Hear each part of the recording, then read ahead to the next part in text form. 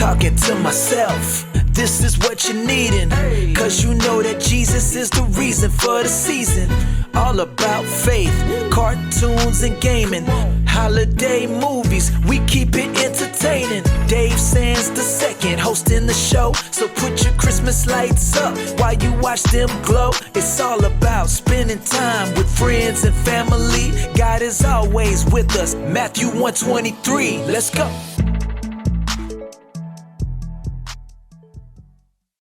Mic check, 1, 2, 3, ladies and gentlemen. Welcome back to the first episode of the new year of the Talking to Myself. Hey, this is what you need, and hey, because you know that Jesus is the reason for the season. Woo! All about faith, cartoons and gaming, holiday movies. We keep it entertaining with your host, with the very most, Dave Sands, numero dos. We are here in 2024, a special and a first happy new year to all those a part of the Talking to Myself community. We are here, man. It's a very special thing. I can't believe it. It feels like it's been a year since I touched the mic. You see what I did? Because it's been a year. No, but it's been a week as per usual. But we are in 2024. Which means we have purpose, which means we have meaning, which means we still got things we got to figure out, which means the Lord still has plans for us. So we absolutely move. So yes, 2024, man. Happy New Year once again. This is episode 25, episode 25, which would have been great if this landed on Christmas week. But hey, I mean, we absolutely move, though. You know what I'm saying? But yeah, man, 2024, the first week of 2024. Is essentially done, I guess, the work week of 2024. How's it been for me? Well, maybe I'm jumping ahead, but, it was a good week, kind of regular week, kind of settling, getting back into the swing of things, obviously, and it's kind of crazy because it seems so far, but we just celebrated, New Year's this week, right? That's right. Was that not January month? Yeah, we just celebrated New Year's on Monday, and then Tuesday was a holiday, and then we came back to work on a Wednesday. It's crazy how far January 1st feels, but man, how did I spend my New Year's? In watch night service, of course. I mean, that's kind of always been the way that I spent my New Year's in church, because you got to bless the new year, man. And it was an absolute blessing to be in the house of the Lord once again for another watch night service, which was needed. I mean, it was cold. Don't get me wrong. I mean, it was cold outside, boy. This weather, by the way, oh my goodness, this cold front, and I know people in Canada are laughing at me, but it is cold, and I can feel cold because it is cold. It's my version of cold. This is my winter wonderland, if you will. But nonetheless, we move, and so yeah, we're in 2024, man. I hope you all have thought about your New Year's resolutions. I've started to think of mine. I haven't written mine down yet. I still need time to kind of think about what exactly I want this year to look like, because I don't know. Am I just winging it right now? Absolutely, because, like, for example, like I said in I think the last episode, like the New Year's pod, I had no plans to start a podcast last year, and here we are. And I think the crazy thing about that is that this is going to be the first time where I have the podcast for an entire calendar year. I have ideas. I'm not sure if I'm going to do those ideas. I hope I do some of the ideas I have. But we'll see how I feel so led. We'll see what happens. I'm hoping for a couple things. And so we will see if I add some, some fruition to some of the ideas that I have. But we're here, man. We're here. We got some good topics to talk about. This week has kind of been a whirlwind of emotion in terms of figuring out what exactly I want to talk about. There were many topics on my mind and on my heart this week, but I think they all stem from one thing. And then hopefully next week I talk about, another topic that I've had on my topic list, but we'll absolutely see what happens. Matthew 6:34, don't worry about tomorrow type thing. So it's gonna be a good one, ladies and gentlemen. So I hope y'all's week has been good, and I hope that yeah, man, y'all been enjoying the new year so far, man. One thing that's been bugging me though, and it's happened today actually. I had to put gas in my car, as one normally does, so they don't just stop and die on the road. And I put X amount of dollars into my car, and I thought that the gauge was gonna be over full, over the F. That gauge is showing slightly under the F, and I'm just like, wow. The power of a dollar is starting to bug me a little bit, because like inflation and stuff, like this is like economics, bro. I studied economics in high school and university, and now I'm experiencing in real life, like the purchasing power of a dollar, whereby my dollar cannot buy as many goods and services as it once was, is real. And so I was just like, man, like we need to do something about this, like, bro, like I'm spending X amount of dollars on this gas, but I can't fill up my gas tank. Like, come on, you know what I mean? Alas, that is the world we're living in, and that's the country I'm living in. Things are expensive. Goods and services are very pricey, and so something gotta give in, bro. We need to figure it out. We need some sort of fuel that costs like -5 cents. When I can fill up my tank. Like I don't know. I don't have the answers. But if you do have the answer, message me, DM me, so we can get a patent going, make this money, and so I don't have to spend $1,000 on gas this year.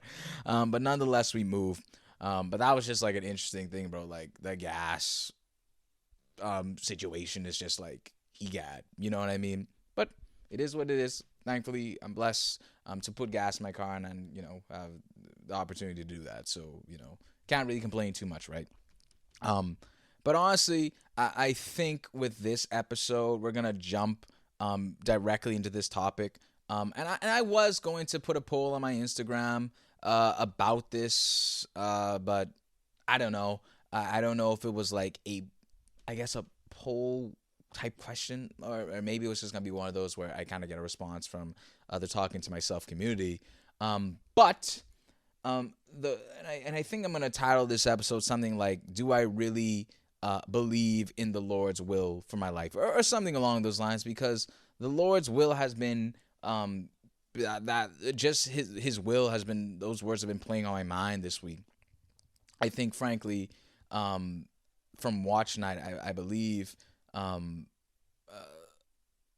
the pastor that was delivering the message was talking about the Lord's will for this year, and that's kind of started the thinking of that idea. And as well as like this week at my church, we have like a week of prayer during the first week of the new year, just gotta like bless the year and pray for those, the elderly, the sick, the bereaved, obviously ourselves as well. I've been to, I believe, 2 sessions this week, and so the Lord's will has been something that's been playing on my mind a lot this week, and trusting in that will is, I think, easier said than done sometimes. And so we're gonna talk about that, man. That's really been something that's been heavy on my mind, because I've had some serious thoughts this week, especially like with desires that I have, and how I'm really hoping on some of those desires. And it's like, it's kind of scary to think that those desires may not be a part of the Lord's will. And I was just like, bro, this is kind of scary.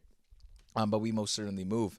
But yeah, I think I'll start with where I think the verse that kind of like continued to like trigger this for me.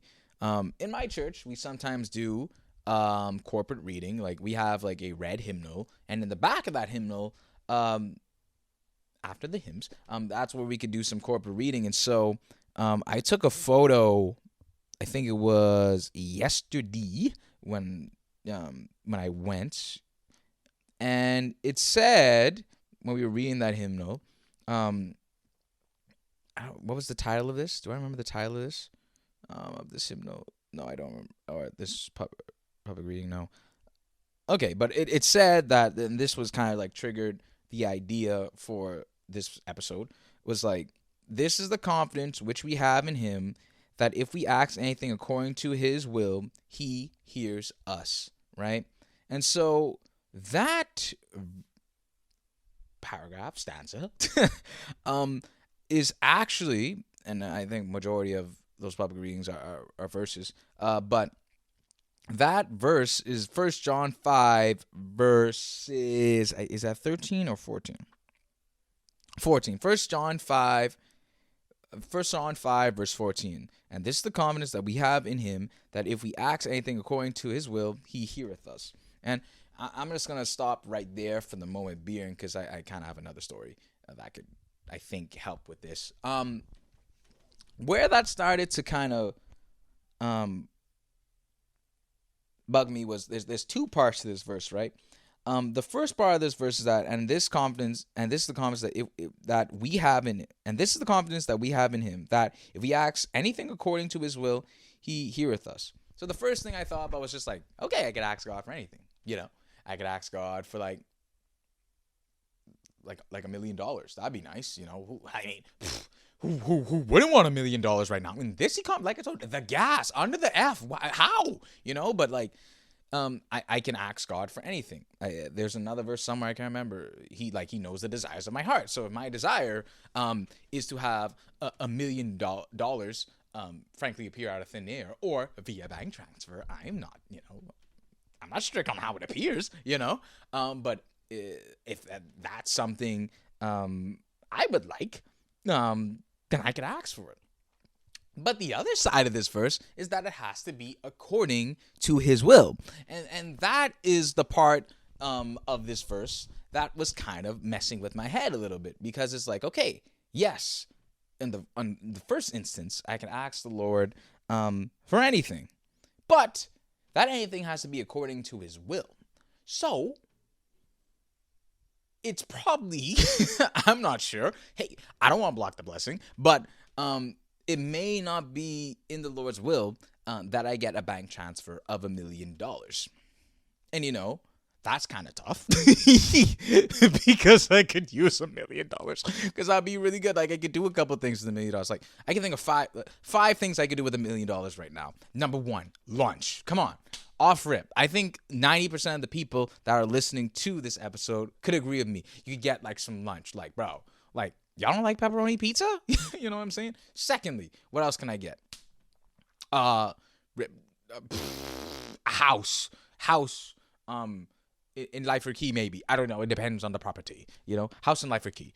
Number three, I could get Tesla Model X.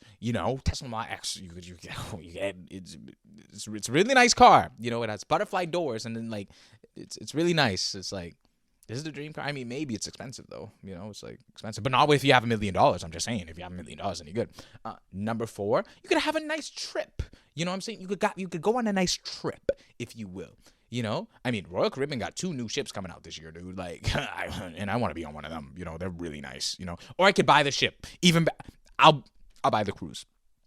That's it. I'll buy number 5, investment opportunity. I buy Royal Caribbean.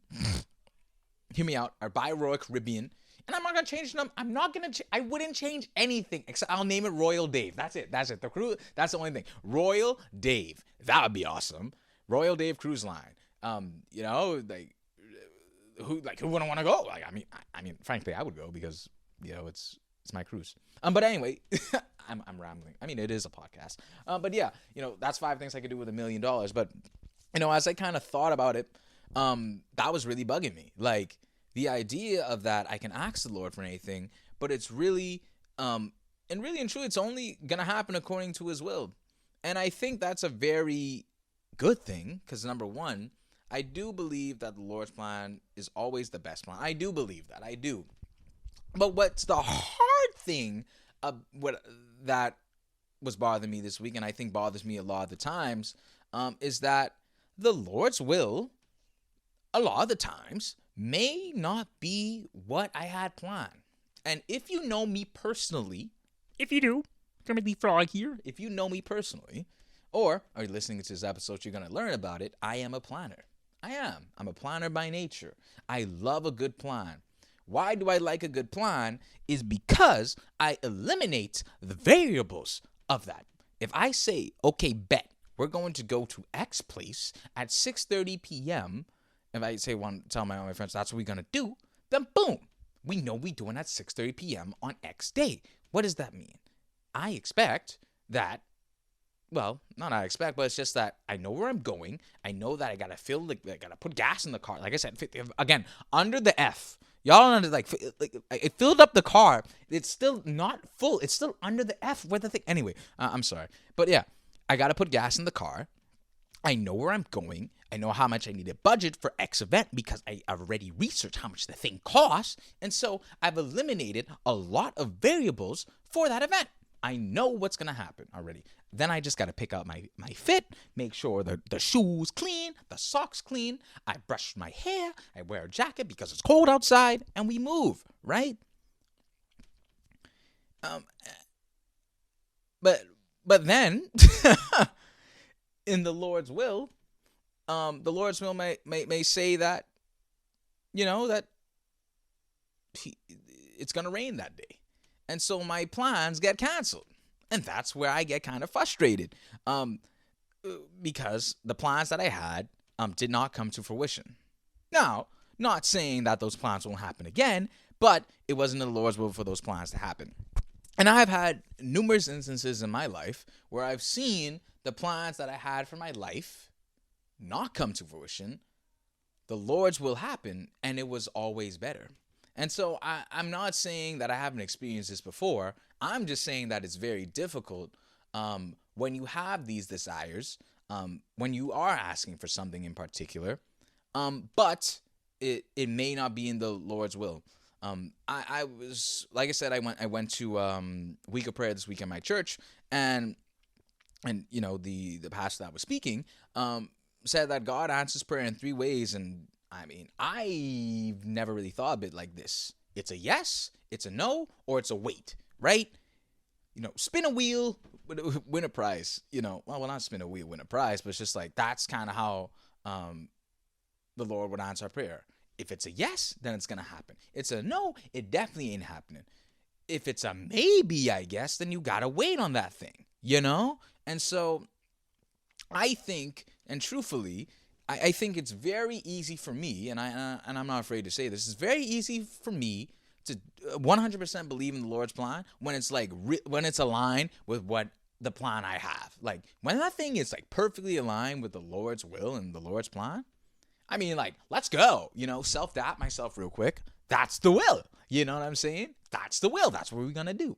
When that thing is a no, though, or when it's a wait. Oh my goodness, I feel like I'm losing myself legitimately because it's just like, bro, like I was like, Lord, are you sure? Like, no, like, why is it a no? No, it's gonna like, I mean, like, no, it's gonna work. Watch, like, I'm gonna do this, and then we're gonna go to the left, and then go to the right, and we're gonna go straight down the center, and it's gonna work. And it's really tough. It's really tough when you get that no. I think, can I say that I prefer a no than a wait? I hate them both equally. I'm not going to lie. Hate is a strong word, but it's hard for both. Let's say that. It's really difficult to really believe in the Lord's will when it's a no or when it's a wait. It really is. And that's just honesty. This 2024, we're going to be honest on this podcast. It has been difficult, especially this week. Been really difficult to really trust in whatever his will is, especially when you have these desires on your hearts, bro, and you're asking for that particular thing. But again, 1 John 5, verse 5, like, yeah, we could ask for anything, but it has to be according to his will. And so I was trying to figure out how else can I put like some, like where can I read or kind of like think about the Lord's will? Like where can I see this happen, right? And truthfully, I literally just read someone whose will, the Lord's will really happen. You know what I'm saying? And yeah, we're going to talk about it. It's a biblical character. It's not me this time. But it's actually the story of Joseph. As y'all may have known from the last episode, the New Year's episode, I said that I was on the cusp of finishing Genesis. And I finally finished Genesis. So let's clap it up. Come on. Clap. Yep. Clap it up. Yep. Once again, if you're driving, probably don't clap because accidente. But yeah, we actually finished Genesis, and I've been, oh my goodness, the amount of times I've stopped and restarted Genesis is absolutely insane. But I finally finished Genesis. I can move forward, bro. Oh my goodness. I mean, Genesis was great and all, but I mean, golly, I've been reading Genesis so many times. So many times. But I'm so happy that I actually completed Genesis in its entirety. Now we're going into Exodus. You know what I'm saying? Exodus, because that's the second book in the Bible. We move. But yeah, the story of Joseph is a very good story. I mean, I like the story of Little Joe because that's and Little Joe, that's what VeggieTales calls Joseph. Like I said, I like VeggieTales, as you know.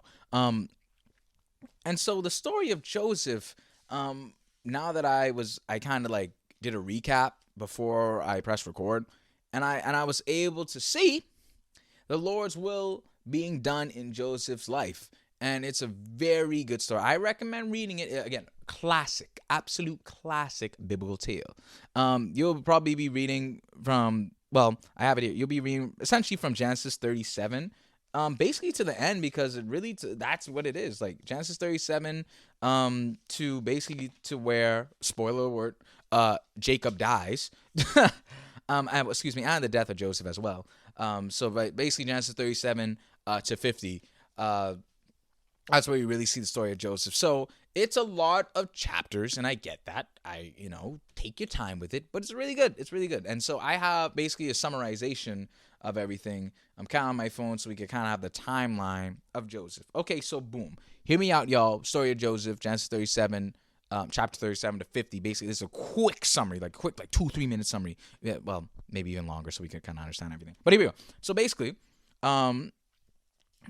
Joseph was a dreamer. He is one of the sons of Jacob. And essentially, Joseph was Jacob's favoritism already in the Bible. Truthfully, because Jacob had Joseph in his old age. So he had a special love for Joseph. And so, it literally says here in Genesis 37, verse 3, Jacob loved Joseph more than any of his other children because Joseph had been born to him in his old age. And so one day, Jacob had a special gift made for Joseph, a beautiful robe. Now, I would like to assume that was the Louis Vuitton collab. That thing was silky. You beautiful boy. That probably got LV on the back. It was crazy. But yeah, he got a robe. And then Joseph had dreams.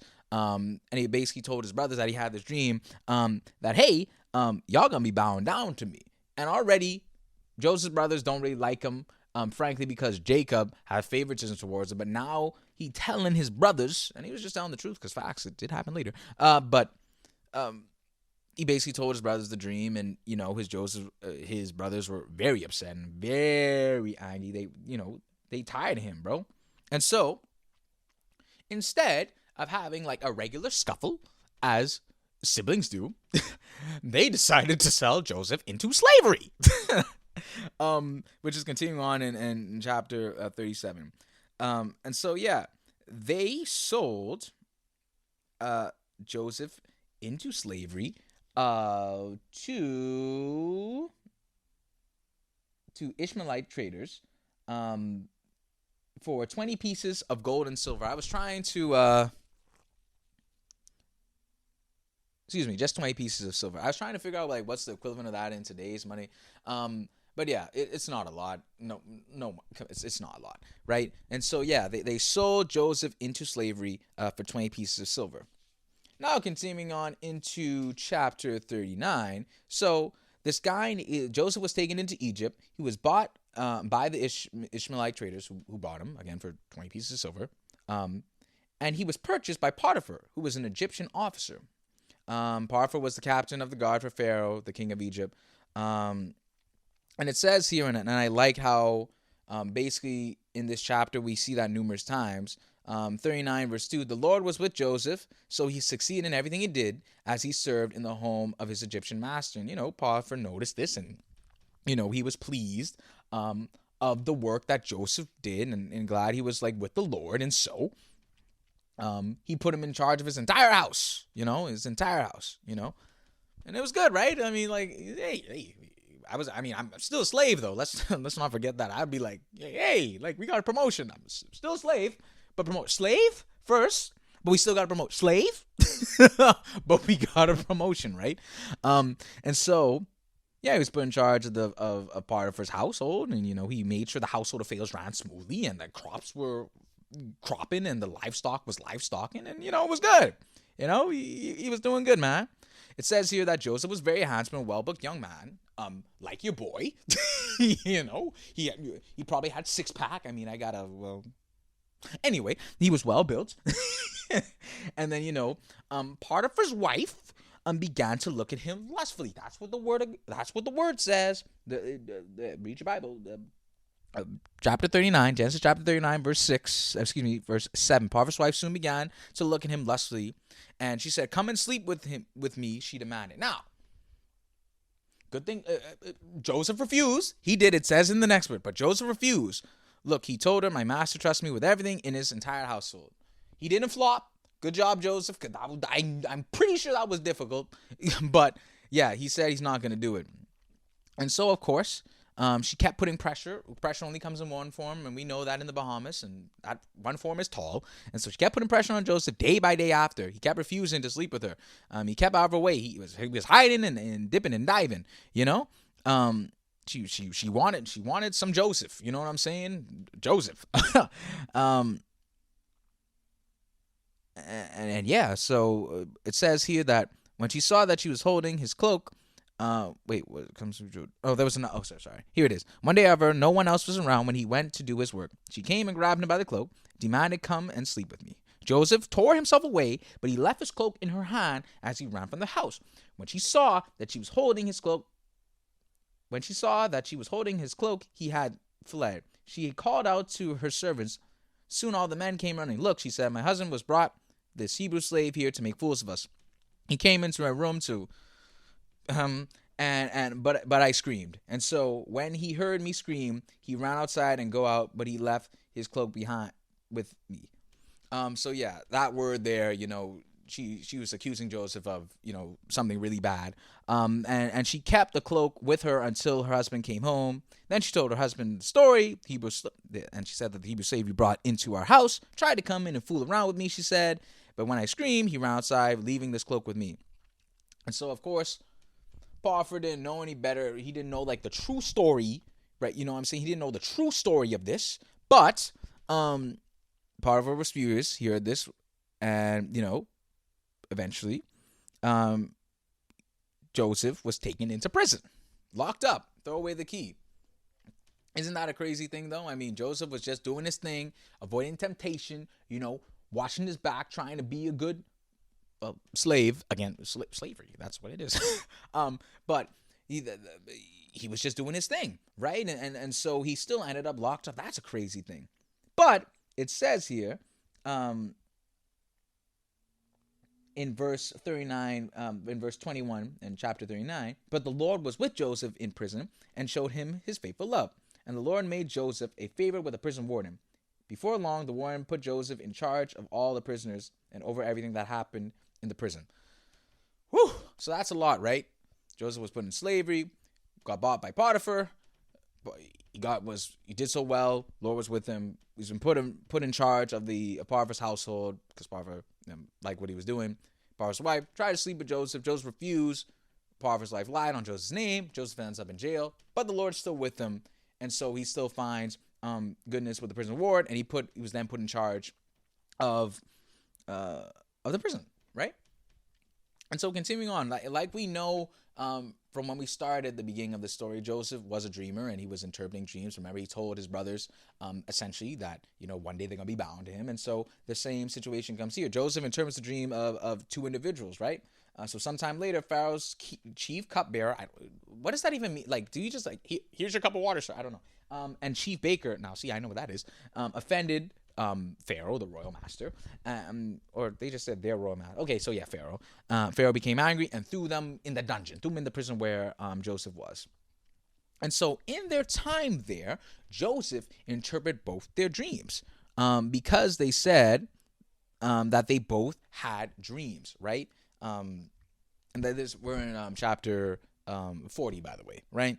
And so Joseph interpreted both their dreams. I want to focus more on the cupbearer's dream because Joseph told the cupbearer Basically, the cupbearer dream was really good.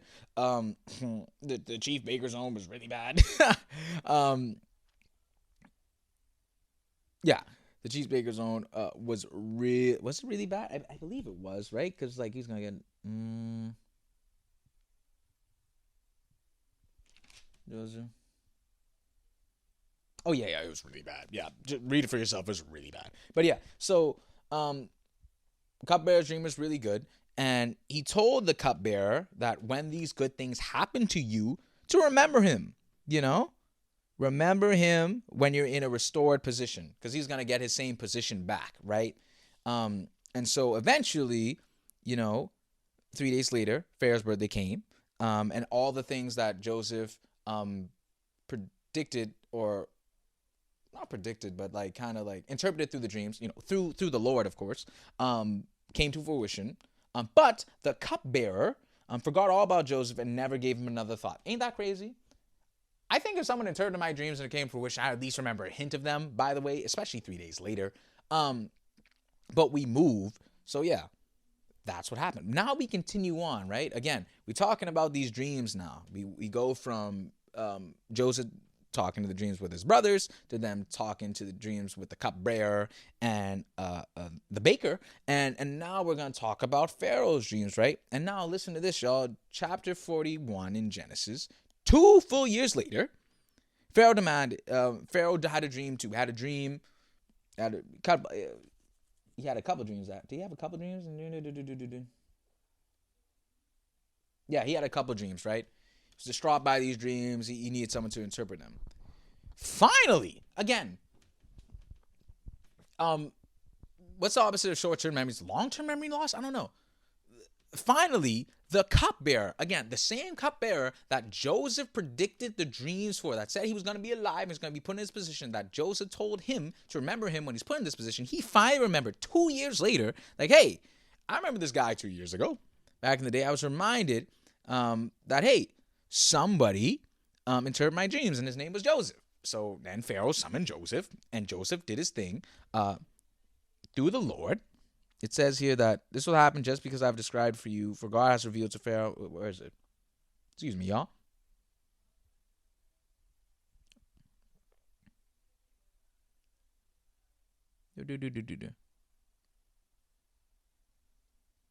Yeah, so Joseph, so Pharaoh described all the dreams to Joseph. Again, the cupbearer finally remembered Joseph 2 years later. Again, crazy. Joseph interpreted his dreams, and Pharaoh was happy.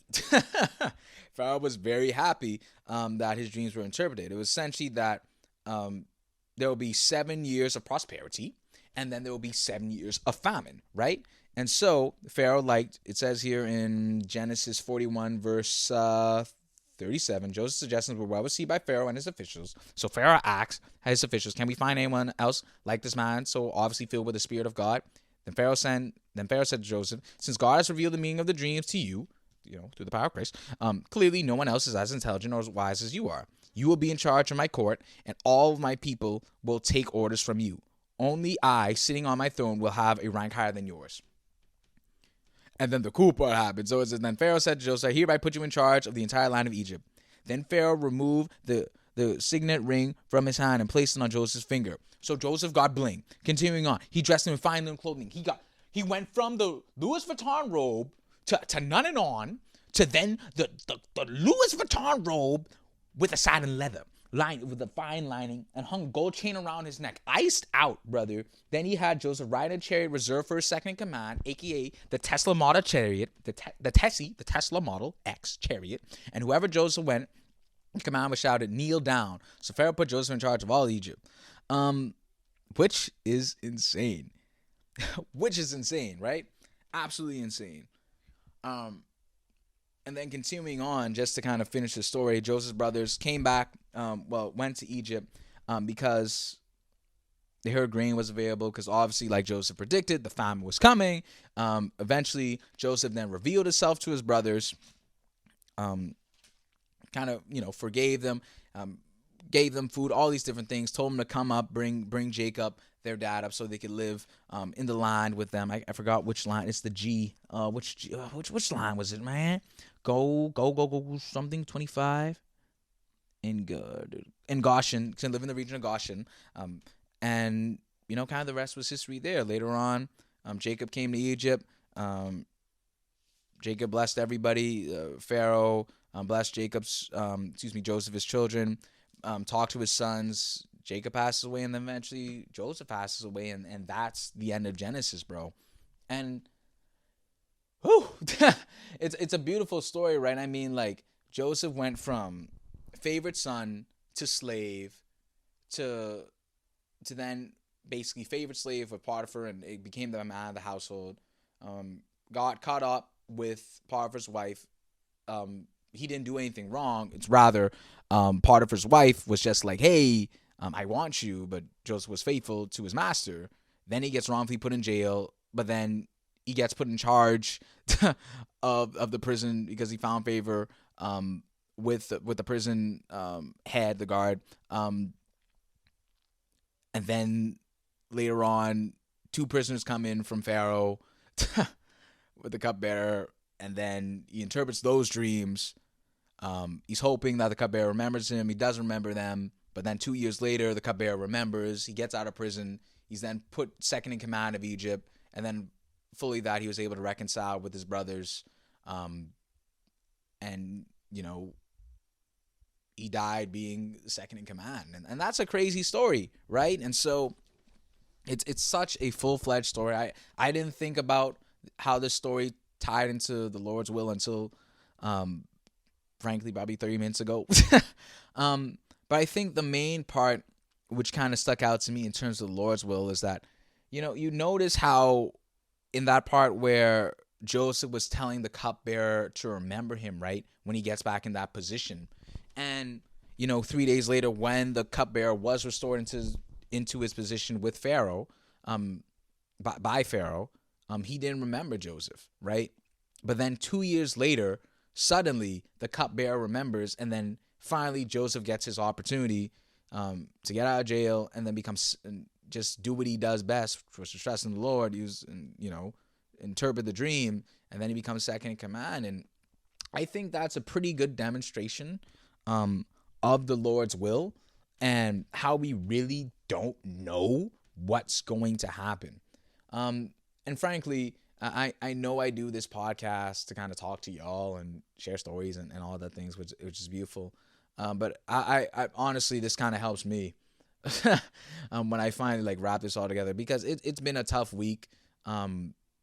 Trying to not even wrap my head around concept, but really trust in the Lord's will in its entirety and I think this is just a reminder and something that finally starts to come from me. It may not happen today.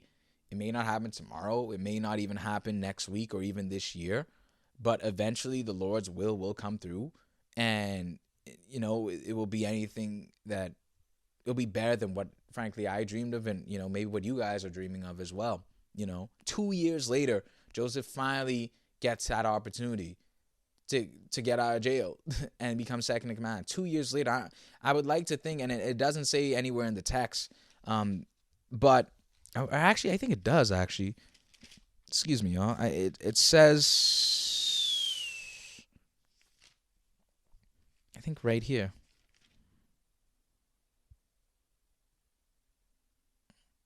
Oh, no, I don't think. No, yeah, it doesn't say anywhere. It doesn't say anywhere in the text here, between the part, between the cupbearer getting his position back, he forgot Joseph, and then the 2 years there. But I wonder if there was some doubt though, even though Joseph found favor with the guard, and he was able to kind of lead the prison in that way. Maybe is it safe to assume that he was kind of wondering when he's going to get his opportunity, or when he's going to get out, or all these different things, man. From a slave to a prisoner to the prime minister, that was Joseph's flow, bro. He's always gone in charge. He always had the Lord with him. And so, I think I could rest a little bit easier this week and maybe for the rest of this year, knowing that, I don't got it all together. And that's okay. I don't. I don't have it all together. I mean, the year just started, but I don't have it all together. And there are desires of my heart that I want. And there are things that I'm trying to figure out. And there's so many desires that I have. But if I could somehow have as much trust that Joseph had in the Lord, then I know I'll be all right. And so I think I could call that Selah, man. I think really and truly the story of Joseph is a testimony to his faith, and also a testimony of the Lord's will coming to fruition. Not the time that Joseph wanted, but the time that the Lord wanted. And so, man, I really didn't have this together today, y'all. I promise y'all, this is really just the Lord just saying what he wants to be said through me. But, this is a reminder to me, and it's helpful. And I just hope that, myself included, maybe we could trust the Lord's will a little bit more today. And, I hope the rest for y'all. But yeah, that's this episode, man. Really good episode. I cannot complain. This is the start of 2024, man. And so, listen, I hope you all enjoyed this episode. I hope you all learned something. I hope you all had some fun along the way. We got many more to come this year. Don't know what to expect this year, but hey, let's try to trust the Lord's will like Joseph, and hey, we'll see what happens. As always, if you enjoy it, leave a like, subscribe to the YouTube channel. Leave a 5-star review on Spotify and Apple Podcasts. We're everywhere where you can get your podcasts. And until the next one, I'll see you all later. We move!